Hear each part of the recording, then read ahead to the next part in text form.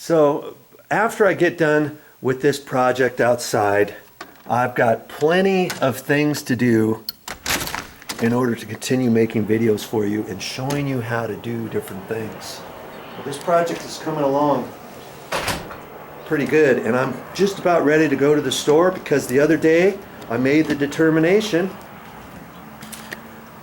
that I'm going to remove the paint off of these stairs. I'm going to go get some paint remover. I'm going to paint that on there and scrape off most of that paint because I need to re-prep these stairs. I'm going to do quite a few different things to these stairs prior to me repainting them because I want to get these sealed all nice. Okay, so that's going to be my next video that I'm doing. And see here, there's a little bit of standing water right in there, and I can get that taken care of. Now there's not that much water, and could this water damage the floor? Well, probably not.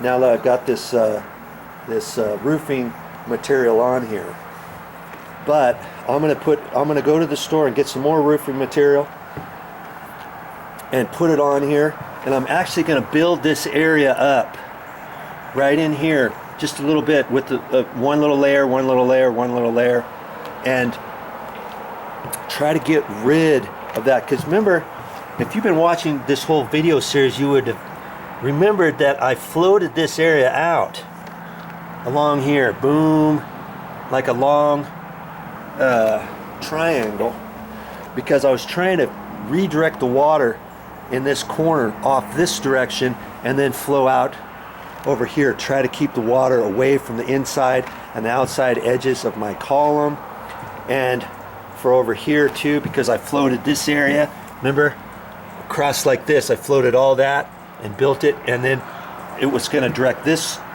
water over here on down that way. The water coming from up here was coming down and gonna go out that way. Now most of it does, but then there's a little bit of standing water left right there, and I wasn't quite sure if that was going to happen or not. It might be there because once I put both flashings on there, it raised this edge up about less than 1/8 of an inch. But see, it did it there too. And remember, I've raised this area up right in here because I put a little bit more of the flooring material right there. See how it almost looks like this is flush? See how the flashing, you can see the flashing edge to about there, and then you don't really see it much there, and then you see it over here. That's because I built up the floor just a little bit right there with some of this gooey substance, and I can put a little bit of extra right there, 2 or 3 layers, and then we'll do a water test, and I'll show you the water test. We'll see if we can't get rid of most of that. If that standing water was there underneath these floor tiles, you know, once I put these concrete pavers back down over here, if that was it would be fine. This water, I don't think would ever leak through here, and it wouldn't really take that long for that to dry, you know, in reality, because it's less than 1/8 of an inch tall right there, and that tapers down to nothing. But because I don't have the flooring, I don't have the pavers down yet, I can still work it out to where hopefully I can fix that little bit right there. Okay? All right. I guess it's off to the store I go. Oh, what a beautiful morning. Oh, what a beautiful day. I got this great big feeling. Everything's going my way. Yeah. Okay. What's on the agenda today? Well, today I'm going to go to the store. I'm going to run to the store right now, and I'm going to get my Jasco paint remover. They probably have other brands, but I've seen that one for years. I used that about 30 years ago when I was trying to remove some paint off of a truck. Somebody painted the whole thing. My dad bought me a truck when I was about 17,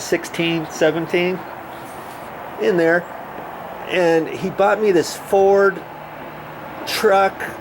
Oh, I don't know, a 1965 truck or something, and it used to be black, and somebody painted it white, and you can see right on there the paint strokes. It's like somebody painted it on with a paintbrush, the whole entire truck, I kid you not, on the outside.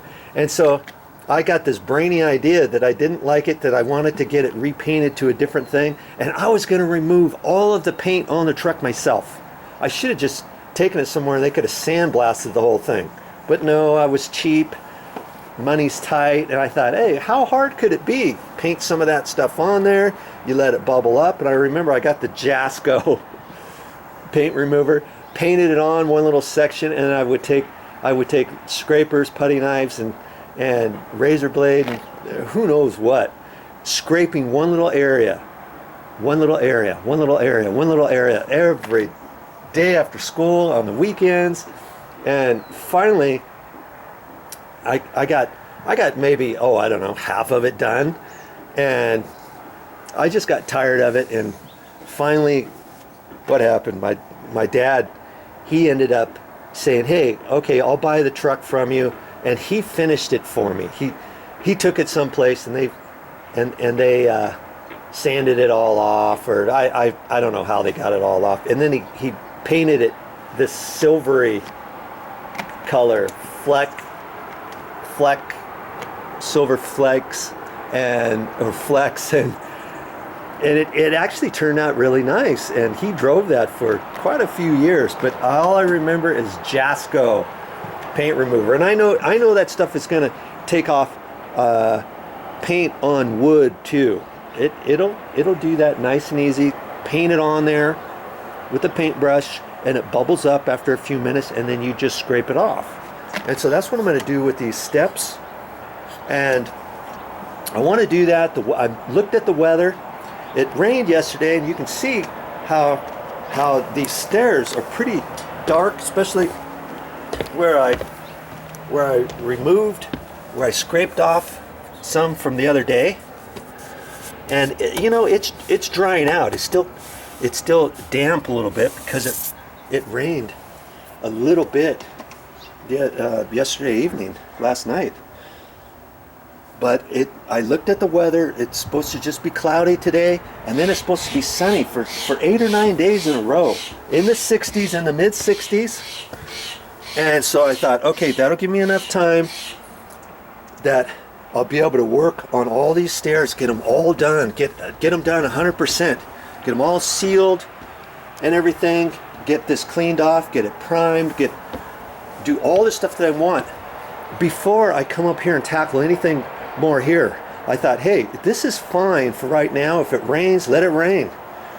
It's not gonna bleed through here. I wanted to make sure that I got this watertight so that I didn't have to worry about any mold, mildew, dry rot, or expanding the OSB plywood. You know, because when you get that stuff wet, it just expands like a sponge. And so anyways, I think I've done that. And so I still have a little bit more work here to do. I'm going to put a couple more coats down. I'm going to go around the edges again. I'm going to recalk underneath. I've already recalked twice.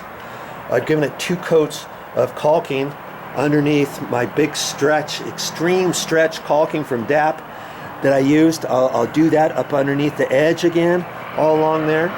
But for right now, I think I'm good.